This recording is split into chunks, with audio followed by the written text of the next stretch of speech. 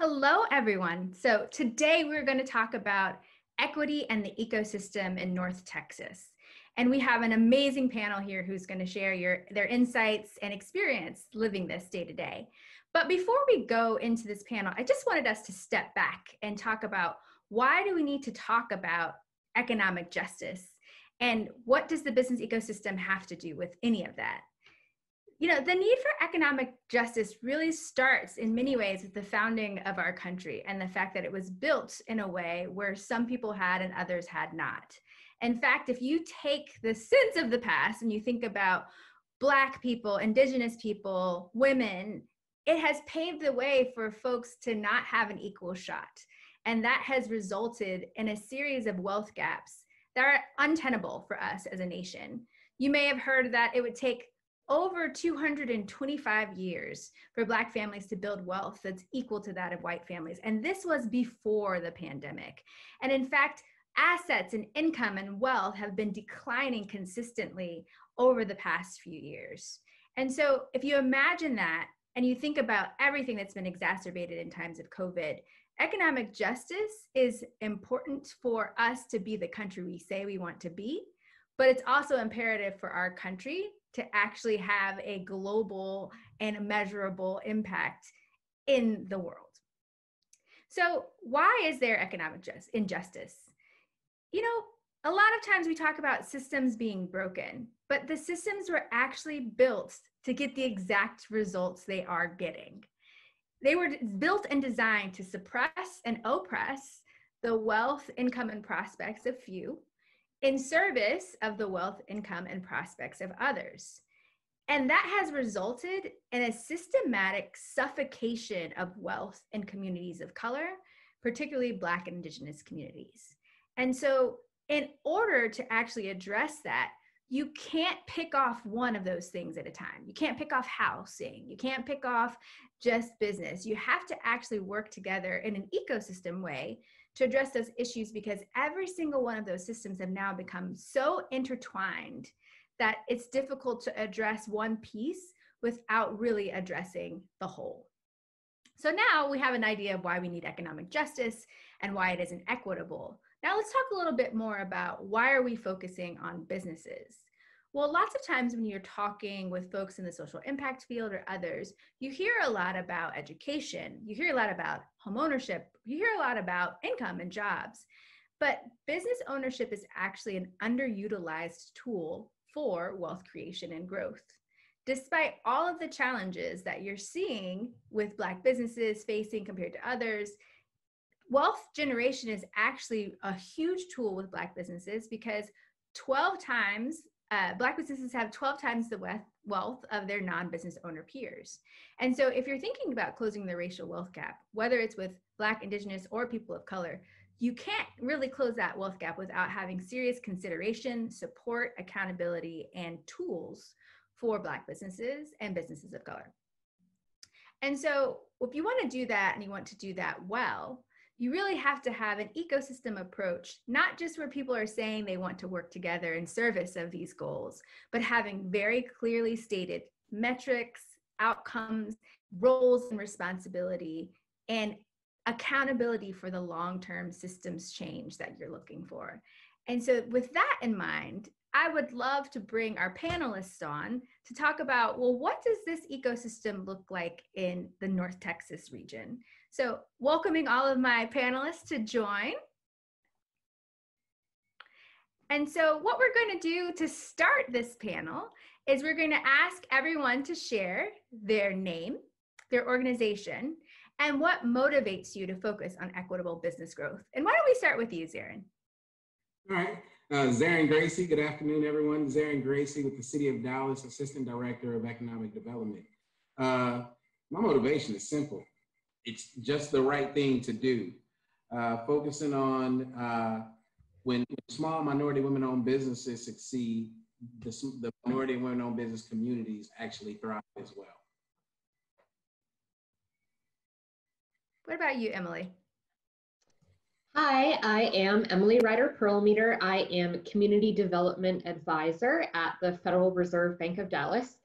I know for a fact that small businesses are extremely important to our economy as a whole. They employ nearly half the private sector labor force. They have a huge contribution to our private non-farm GDP. And we do a huge disadvantage, not just to individuals, but really to our entire economy when we let existing structural inequities disadvantage certain groups from being able to reach their full potential. Hi, I am Michelle Williams. I'm a social impact strategist. And to answer your question, Ty, the reason why focusing on business is so important is economic equity touches every fiber of everything that happens systemically in our country. So whether we're talking about setting families up for success, which then affects children in the education system, which affects workforce development, housing, truly fighting for economic equity is an imperative if we really want to see our communities thrive.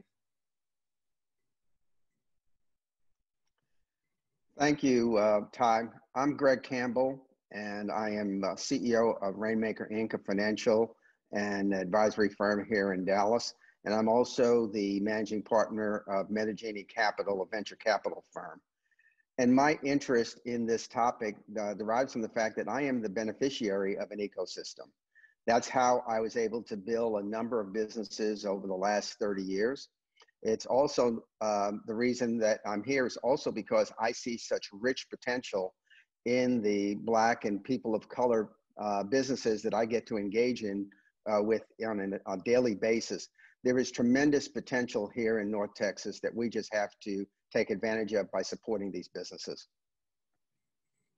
So let's dig into that a little bit more. What is the state of the ecosystem in North Texas for BIPOC-led businesses? So a lot of my research has to do with why we see such an inequitable picture in terms of small business health in North Texas and all of Texas. We know that prior to the COVID-19 economic crisis, we see that a majority of Black-owned firms were either considered at risk or considered distressed. And this compares to under 30% of their white-owned counterparts. So we know that there's just this huge issue for them. A lot of this has to do with the fact that they struggle so frequently with credit availability and access to capital. Frankly, a majority of Black-owned firms report that that is one of their biggest struggles compared to, again, just 30% of white-owned firms.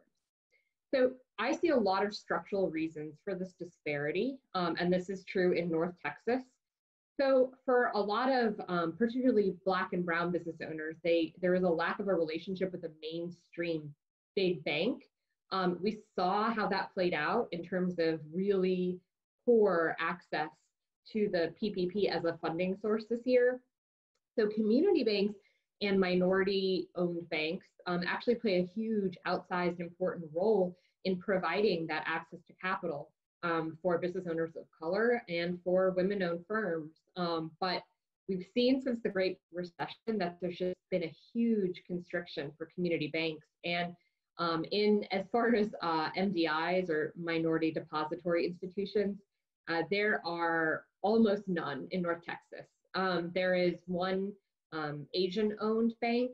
There are no Black-owned banks. There are no Latinx-owned banks. And so we've got a huge access to capital problem. The other thing I would say is that equity financing, of course, being the other option, is already significantly low in Texas, in North Texas, for anyone. And it is just far, far lower for business owners of color and for women-owned businesses. They're just far less likely to have access to the networks that would help them get their foot in the door. Some of this is, frankly, also due to geography, where they're more likely to be located. And some is, frankly, just due to their actual professional and social networks. Thank you for that grounded data view of the ecosystem in North Texas. So if that's the case, why do you feel like an ecosystem approach is required in North Texas, Greg?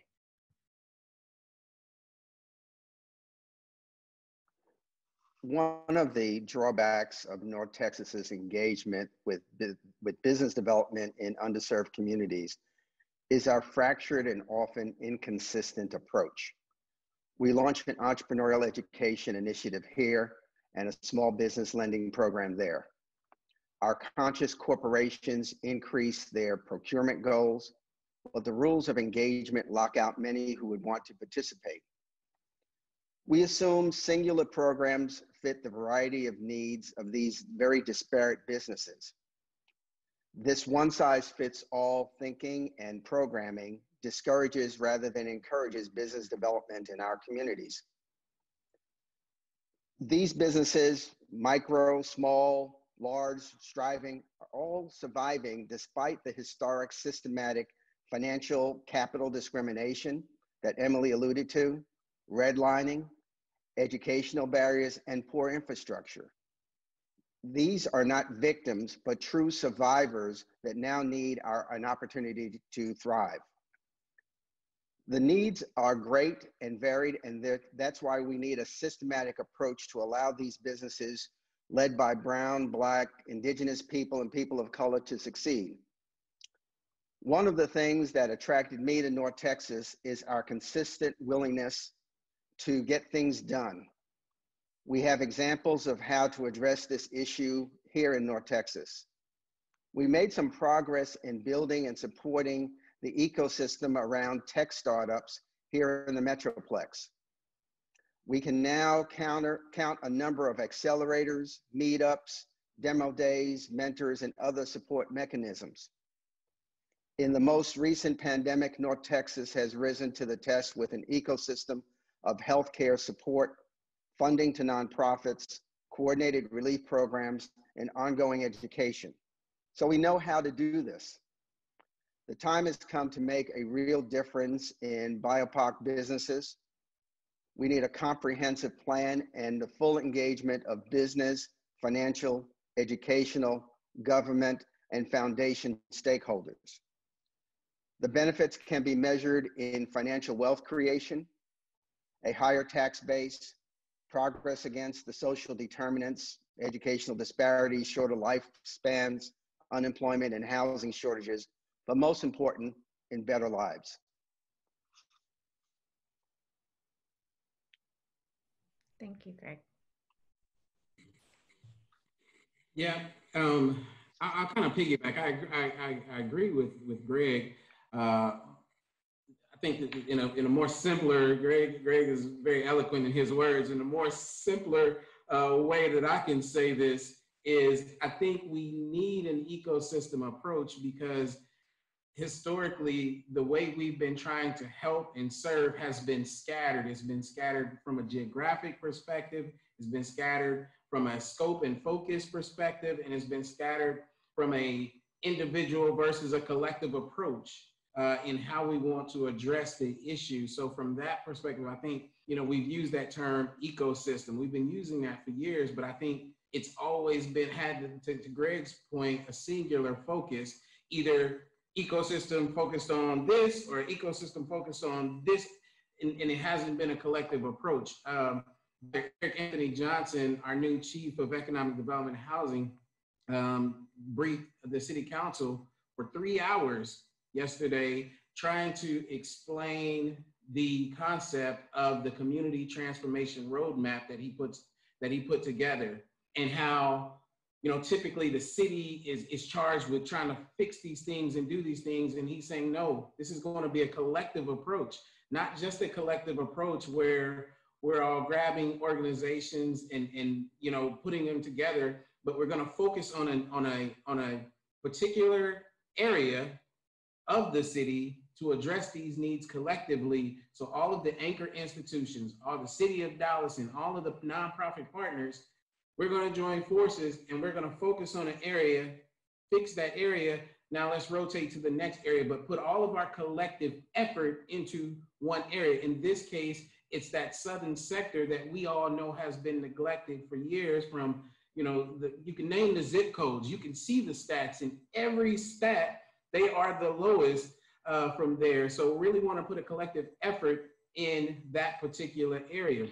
me coming into economic development, one of the things that, you know, I'm now privileged to be in a position where I both have a focus on, you know, small business, minority women-owned business initiatives, as well as workforce development. So when you talk about what does this ecosystem look like and what does that focus look like, it gives me the opportunity to not just say, oh my goodness, all of these minority-owned businesses and small businesses have been impacted tremendously by, you know, the pandemic, which is a true statement, but we also have to look at it from the unemployment rate, which was already high in that area, has now spiked even further. So when we look at it from an ecosystem collective approach, it's not about just getting these businesses back to work, providing that technical assistance, but it's also about understanding that the people that lost their jobs may be looking for a completely, you know, entirely new careers. And how do we bring all of that together to say, hey, you're not going back to this job, but let me put you in a system that will give you an opportunity in IT, in construction, and whatever those opportunities are to put them back to work. So it's really a collective approach that focuses on geography, scope, focus, as well as the collective efforts targeted at one particular area. Thank you. Thank you, Zarin. You got really excited, so that is awesome. Between you and Greg, yeah, you can't hold it back. And I totally agree with you. I know I totally agree with you, and I think that's why the metrics I shared in the beginning on the slides, that's from a national effort I'm working on as part of my company CAPIQ called Path to 1555. And that is a stunning stat that if 15% of Black businesses could hire at least one more employee, it would result in $55 billion to the national economy and 600,000 jobs. So, I mean, the stats are there. You know that it's an economic imperative. So I'd love to hear from you, Michelle. Just what are some of the challenges you feel are happening in North Texas to keep people from working together to get to these types of goals? Yeah, Ty. First of all, 1555 sounds amazing. But to answer your question, one of the challenges that we're seeing is there is not a consistently applied standard of excellence on what it looks like to actually support small businesses. Nor is there actual accountability towards any outcomes or impact. And so what we're seeing is organizations choosing not to lean into the research data or best practices that currently exist, but they're rushing to get resources to help small businesses. And so we have small businesses that are seeing these, you know, grand announcements of, you know, $1.2 million invested in, you know, small business ecosystem, or, you know, $700,000 from this bank invested in helping entrepreneurs. But oftentimes those resources, when it gets to small businesses, they're either inconsistent, there's an issue with even marketing and awareness around what's available, and or when the business actually gets those resources, it's inconsistent with what they actually need, because as business service organizations, I think there's an opportunity to lean in more, to collect data, to actually see what the businesses that you're serving needs, as opposed to trying to, you know, paint everyone with this one size fits all brush. So I think that there's an opportunity to provide a sense of urgency around diving deep into the data, diving deep into the research and into the best practices to better synchronize what we are providing for small businesses, and then actually seeing if that works, like actually looking at the numbers and seeing if there are outcomes that speak to the success to what you just implemented. If I could jump in, Michelle, I agree with so many of the things that you have highlighted. I think our current system is just fractured, it's conflicting, and it's non-accessible. And those characteristics are not unique just to North Texas. It's fractured in providing access to debt or equity, with equity being almost non-existent in our community. It's sort of, as Emily was saying, the average net worth of the Black population in the United States is $17,000 versus $171,000 for the white population. And the net worth of other people of color are not much better. It's hard to pull together a friends and family round, you know, startup capital, if everybody's living paycheck to paycheck. It's just, equity is just not there. So creating some sort of systematic infrastructure that offers substantial access to debt and equity is a minimum criteria for any efforts to build these businesses. We're also fractured in terms of mentoring and education processes to support the businesses. We have multiple entities doing the same bits and pieces. What would it look like if we turned this all over to the community college district and Joe May? And we said, hey, Joe, we want you to put together the programs. We want the programs not only to exist in the colleges, but we want you to bring them into the neighborhoods and work with some of the community organizations on the delivery and bring them into the schools so we can start building our future entrepreneurs. We have too many other kinds of conflicts in our current system. Too many service providers chasing too few dollars with more emphasis placed on survival than service delivery. That's right, I said that. This creates a complete sense of conflict and competition instead of cooperation, and much like what we see with crabs in a barrel. We have to overcome our history in many instances. We have a long history of real estate redlining, of denying people of color financial resources, and an opportunity that has been enjoyed by others. If we can't raise money and you have difficulty accessing your customers, you really don't have the ability to build a business. And finally, we have to overcome our prior mindset. We have previously seen these businesses only as struggling mom and pop entities, ignoring the fact that we have brilliant people in these communities who have the capability of building businesses that can underpin the growth of our entire region. I think there are challenges and we face these challenges, but I remain optimistic that North Texas is willing to be able to support our businesses, and I'm willing to bet on North Texas. Let's lean into that optimism, because we've heard a lot of challenges, but are there any bright spots you guys are seeing? Michelle, why don't I start with you, because I asked you about challenges first.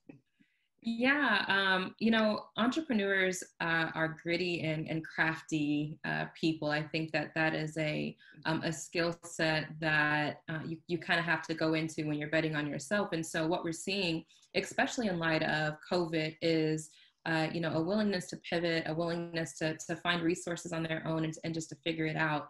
And one of the things that I think has provided an opportunity to entrepreneurs is just the access to technology. You know, we're seeing on social media, for example, whether it's Facebook or Instagram and even TikTok, you know, I'm seeing videos come across my feed of, you know, people dancing, but also giving like real content on, you know, here's strategies to pivot your business.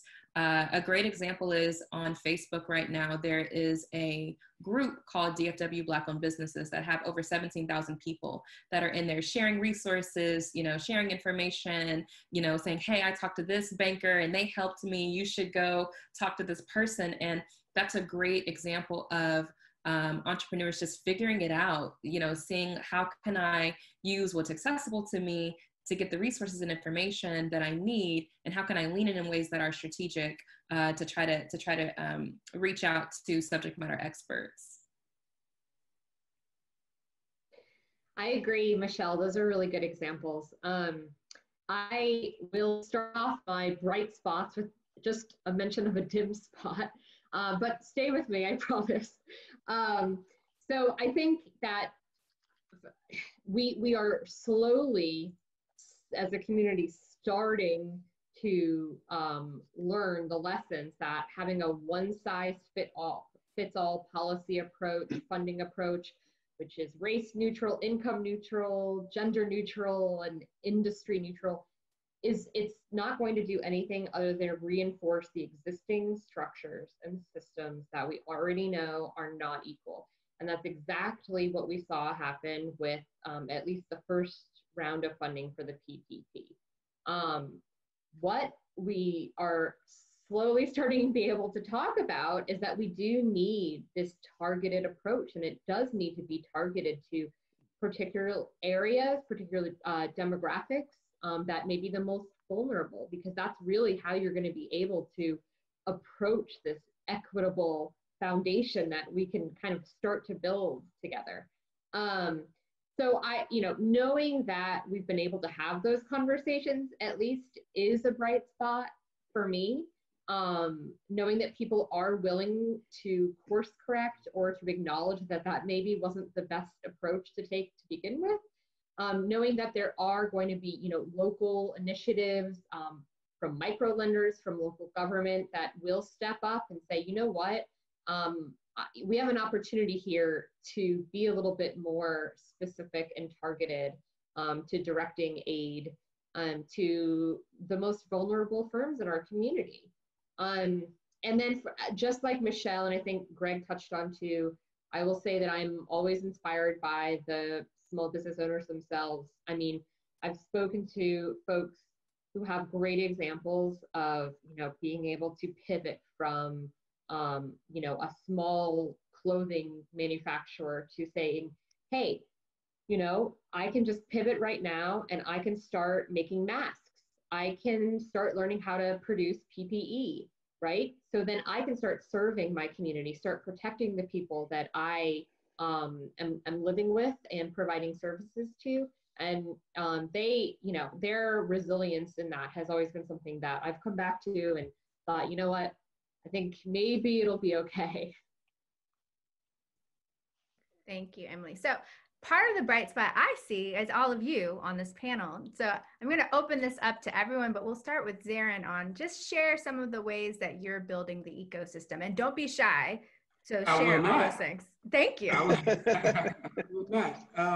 And let me stop, because when I talk about some of the bright spots and the things we're working on at the city, I have to pause and just give a shout out to Michelle Williams, one of the ecosystems that she kind of helped build, and she mentioned it earlier, talking about the accountability, not just building the ecosystem, but that accountability. She worked very hard to really establish the format for what the BUILD ecosystem. BUILD is broadening urban investment to leverage dallasbuilds.org. We finally put that website together. We put that together and kind of went live officially in June, but it was Michelle who put all of that together and really said, held us accountable, over 500 business service organizations in this ecosystem, to say, listen, if you're going to be in this ecosystem, there are expectations for being in this ecosystem. Don't just jump in the ecosystem to say I'm doing, I get all of these things. Get your focus area that you do best, so that we can properly direct people in the right direction. So the BUILD ecosystem is one that we're really excited about, and it continues to grow. And we've started now our marketing and outreach towards the businesses to actually get them in that ecosystem. So I'm very excited about that. The other piece is the South Dallas pilot project. From a workforce perspective, that's something that I'm working on with another group of organizations to really, again, get into those zip codes. I apologize. Get into those zip codes and that we talked about in the southern sector, to really start moving the needle on the unemployment rate and addressing all those other needs there. And then finally, just moving again, I'm about 22 days into economic development.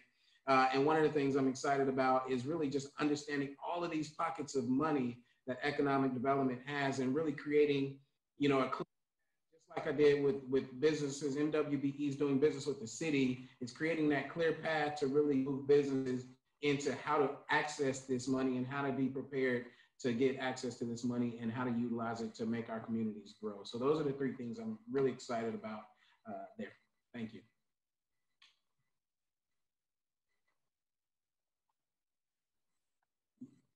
I'm going to pick on you next, Greg, because we haven't heard from you in a little bit. Okay, well, I'll tell you what I'm very, very excited about, and how I think we can individually make a difference. I make a difference, I hope, by the mentoring work that I do with businesses. I have been working individually with any number of businesses now, and the number just sort of rotates and keeps growing. But I have a lot of fun being able to pass on the knowledge that I've gained in running businesses over the last many years. Helping to build them, helping to start them, helping to find financing, help to grow, and actually being a coach to a number of founders that are out in the marketplace. I am so excited. I have to tell you, I'm so excited by what I'm seeing in our marketplace, because The younger people are just ready. They're so full of energy, their ideas. And today we have the technology tools that we didn't have 20 or 30 years ago. You can go into business, you can find your market, you can access resources that you couldn't do before. You had to go someplace before to get them. Now you just sit down in front of your computer and do a little searching and spend some time with Google, and you can get there. I am very, very encouraged by the people I'm meeting because they are now looking at very disruptive businesses. They're looking at businesses that can scale well beyond our immediate communities, well beyond even our country and across the world. So that's what gives me hope. That's what gives me excitement. And it encourages me every day to get involved with these businesses, serving as a mentor, sometimes serving as a board member. Thanks, Greg. What about you, Emily? That was very inspiring. So given that I work for the Dallas Fed, we are a lot less on the ground than, my fellow panelists. So obviously we, don't necessarily do a lot of on the ground programming, and we, don't provide financing or funding. But what I see as my role is being able to take a look at the very real issues through data analysis, publications, and being able to use my platform to get the information about the very real disparities, challenges, and then also the bright spots that we talked about out there into the hands of policymakers, people at the federal level, people at the local level, the small business community in general. We work very closely with our partners to make sure that, their thoughts about, the challenges in the ecosystem are put out there. I am very fortunate at the Fed to have this great platform to be able to share that information. So, I see my role as being able to bring different folks, different sectors to the table to talk about these very real issues, and then providing, this source of data and analysis to be able to really start digging into the heart of the issues. And Michelle, you're going to get like a twofer because Darren already gave you the shout out, but I know you have a lot on your plate. Yes, thank you for the shout out, Zarin. It's definitely an exciting project to work on, and I'm super excited to see the direction that Dallas will continue to grow. So I completely 100% agree with Greg around mentoring and leaning in. I think that that's something that anybody with any type of specific expertise can do. You don't have to be an entrepreneur. If you have an expertise in marketing or an expertise in accounting, an entrepreneur can use that skill set. So definitely want to encourage our listeners to lean in there. One of the things that I'm working on, aside from mentoring myself, and I do a workshop with Comerica about every 6 weeks, helping entrepreneurs build out their business model canvas and kind of walk through their value proposition. But lately I've been really leaning into what does it look like for entrepreneurs to become more tech enabled. There's, as we all know, a huge tech inclusion gap that spans both our small businesses as well as our workforce. And this isn't just, more tech startups. This is ensuring that small businesses have access to different resources and the knowledge on how to use those resources. Recently, McKinsey, actually this time last year, McKinsey released an article that was talking about how automation and the increase in artificial intelligence is going to disproportionately affect not only the Black community, but specifically Black men. And so I've been leaning into finding solutions around that, specifically around, tech inclusion, and working with a couple of fintech firms. I'm actually going to be leading an initiative to work on what does it look like to provide opportunities for more, honestly, Black people specifically to get into fintech, as well as getting information around learning how to code and tech inclusion from a larger standpoint. So those are some of the things that I'm excited about. That's wonderful. And I've been working on some stuff too. So I'm going to take the liberty to share. One thing I'm proud of is several years ago, I, along with others in the local community, launched the Dallas Impact Investing Network. And the reason why I feel like that is hitting its stride right now is because we need capital to land in different ways to really drive the change that we want to see. And philanthropic capital particularly can play an outsized role in being that first mover, that first advantage. I know Greg is on CFT's board and is pushing and being a disruptor in some of those ways as well. And so the fact that the Dallas Impact Investing Network has already done the work to get more and more philanthropic organizations accustomed to thinking about not the 5% they grant out, but the 95%, that's the bulk of what all that wealth is, puts them in this position where when we go and we say, hey, capital needs to land differently, we're not explaining how that works now. And I think there's a lot of fertile ground on that. And one of the things that they're investing in now that I know several of you on the phone are aware of is the Dallas Inclusive Capital Project, which is really around making sure that capital is landing with businesses in a way that's usable. So there's an analogy that I've come to love where people are talking about, oh, well, you know, you have money. What do you mean the capital isn't usable? And it's as if you had an airplane that had bags and bags of money in it, but no runway. And so it's true that there is plenty of money there, but if it can't land, if there's no landing strip, then no one gets access to the resources. And I think that is basically what has happened to this disconnect between BIPOC businesses and the capital. People think because they've set money aside that it's landing, but without a landing strip, which is everything from mindset shifting to actually having products that are useful to the entrepreneurs that are driven by things maybe like revenue timing instead of money timing or interest in certain ways, that money never gets to where it needs to go. So those are just a few examples. I took a little bit of facilitator's liberty there. So, you know, before we go into closing, because we could talk together all day, I just love to hear from all of you, and feel free to jump in as you're inspired. Are there national efforts or national things that you've seen work that you feel like Dallas is really well, and North Texas is really well poised to take advantage of and scale it and do it bigger, because that's how we do? Well, I'm going to jump in, Ty, because I have the privilege of also serving on the board of the Greater Harlem Chamber of Commerce. And we are working there with a program called the West Harlem Investment Network.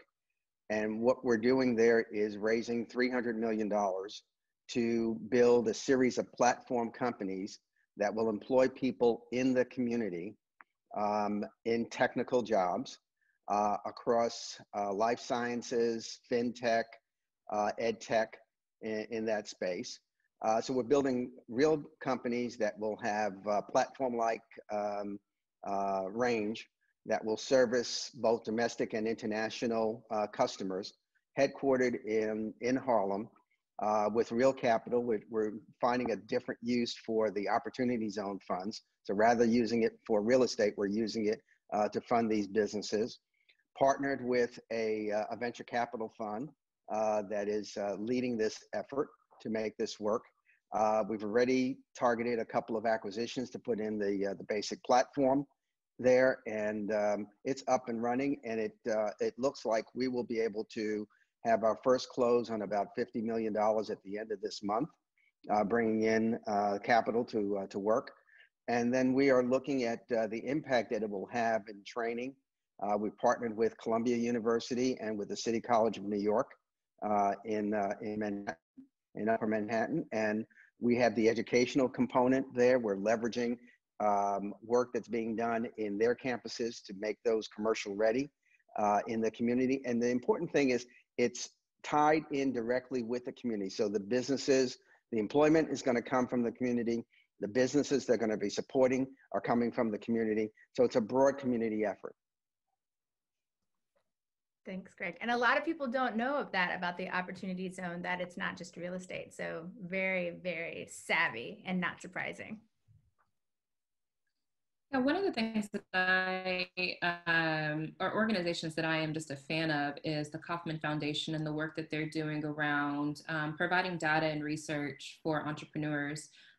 They have a lot of deep dives into ecosystem work around entrepreneurship, as well as they've built out essentially an educational platform called Kaufman Fast Track Curriculum, which is one of the curriculums that when I was leading some initiatives in South Oak Cliff I leaned in and provided those resources to our entrepreneurs. But essentially, it's a free online platform where any entrepreneur can sign up, and it literally takes you step by step through things that you should consider and think through when you're launching and building a business. And I think that those are some really just great resources and standardized best practices that business service organizations could really lean into and utilize. They're free. They're specifically created for purposes such as this.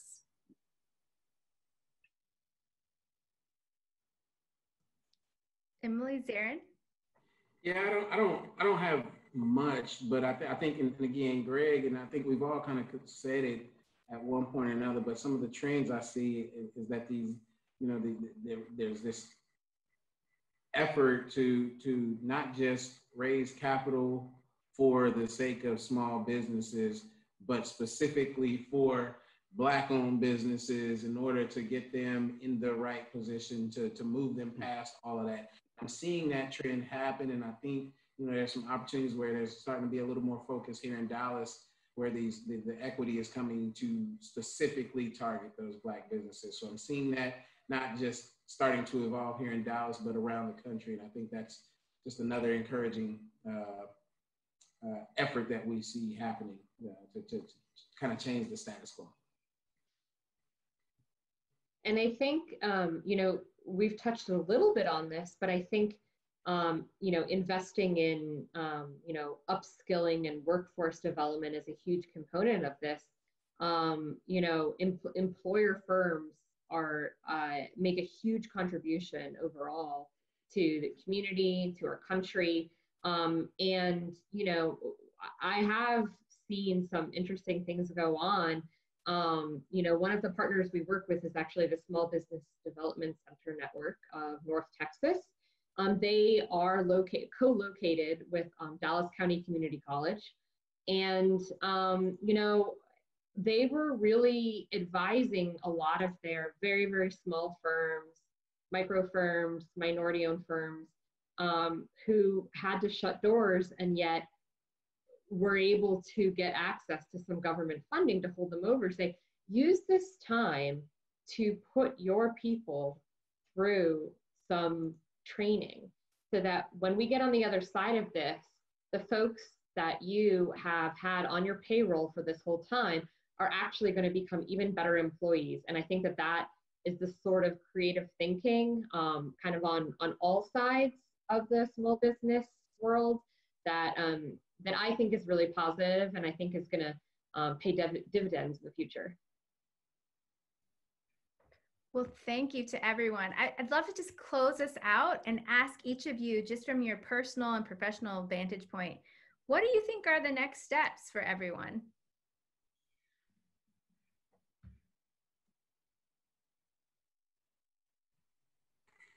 I'll go first. I think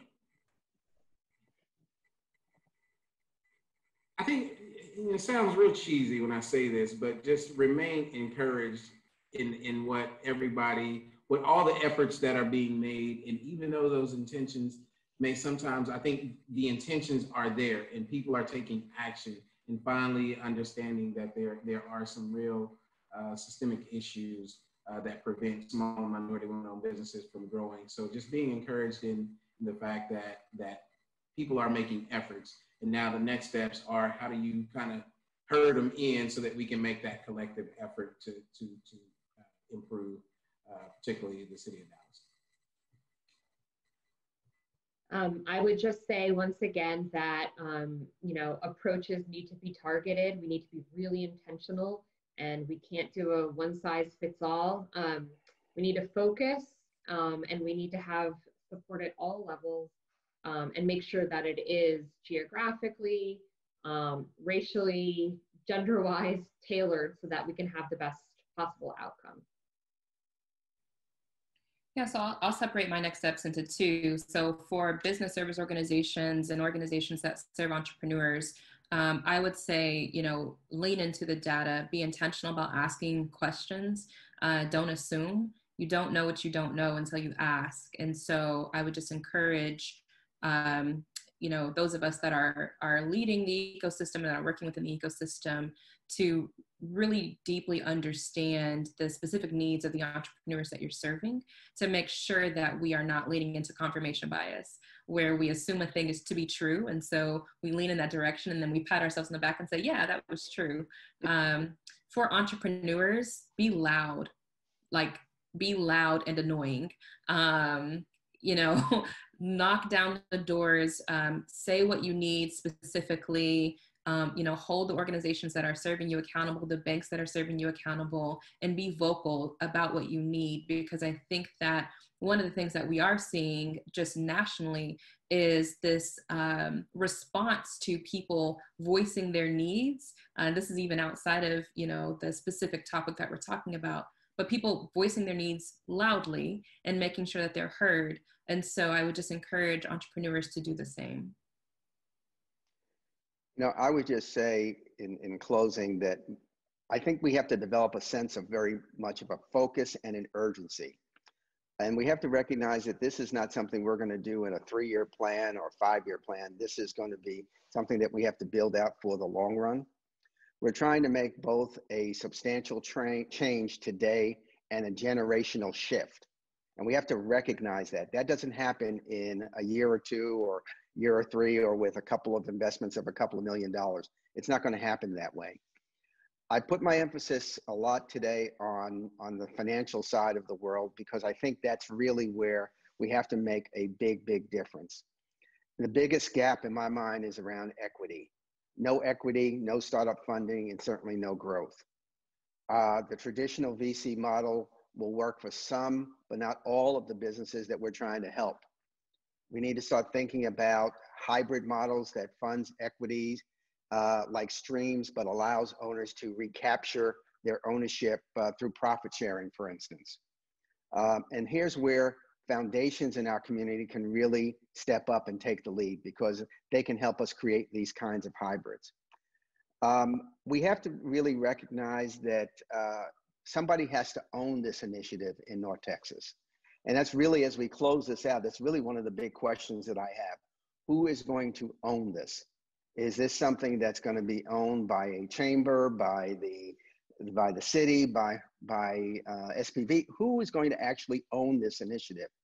When I say own it, they're the ones who are going to keep sort of pushing us in this process. So it's nice to have this discussion today, but what happens next week, the week after, a year after that, and 5 years down the road? Somebody has to be in a position that's really going to own this and move it down the road. But I think we all have a clear role to play, and I'm so happy to be a part of this discussion today. Thank you to everyone for your insights, for your passion, for your candor. This is what we come to expect from Big Bang. So I hope everyone has enjoyed this panel and enjoy the rest of your time at Big Bang. Thank you. Thank you so much. Michelle, you said economic equity touches every fiber of what happens in our country. I think that was a phenomenal look at the ecosystem approach that economic equity will require and what it means to take an ecosystem approach. That, as Ty said, we can't just have people who say they want to work together, but that there must be clear shared goals, measures of progress, roles, and accountability. So to Ty, Zarin, Michelle, Emily, and Greg, thank you all for sharing your expertise with us and your wisdom, and for offering such a powerful start to this day of Big Bang. I'm Sean Cahoe. I'm the Chief of Staff at Social Venture Partners Dallas. It's also my privilege to work with the Dallas Impact Investing Network, a phenomenal group of local investors and foundations working to deploy their capital for impact in North Texas. I'm glad to be with you through today during some of these transitions between sessions. So to all of you joining us from home or the office, welcome to the 5th and final day of Big Bang 2020, Equity in Action. We have an exciting full day of sessions planned. And for the last 3 years of Big Bang, on Friday, we've been able to be with you at the Federal Reserve Bank of Dallas. And we're deeply grateful to them for their continued partnership in creating Big Bang, even though we can't be there today. And as well to our other co-producers, the United Way of Metropolitan Dallas, the City of Dallas, Texas Women's Foundation, and to the Dallas Foundation for powering bigBANG 2020. Despite not being in person together, we hope you'll join us in the chat through all of these sessions. We want to know what insights strike you, and we hope you'll really be a part of the conversation there. As well, we hope you'll join us on social media through the day. You can find SVP Dallas on all social media platforms as @SVP_Dallas. And you can also join today's conversation through the hashtag #BigBangTX. So coming up next at 9, we have 2 sessions back to back. Both of these sessions bring national leaders to our local conversation. So first up, we'll hear from Jennifer Kenning from Align Impact. Jennifer has been a trailblazer in impact investing on the national stage. She was named one of the 50 most influential women in wealth management. She has some great comments to share on how impact investing and capital can be tools for social equity. Immediately after Jennifer, we'll have a conversation with 3 of the founders of StatZero, who will be interviewed by Charles Glover. Charles is with the Meadows Foundation and is also a longtime social venture partner. StatZero is a public sector R&D group and impact fund striving for 0 disease, 0 pollution, 0 poverty, 0 illiteracy, and 0 inequality globally. So up next, 2 sessions back to back, both conversations with some clearly brilliant folks. And first will be impact investing and social equity with Jennifer Kenning, and the second, a path to zero with the founders of StatZero. So we hope you'll join us in the chat, and welcome to Jennifer Kenning.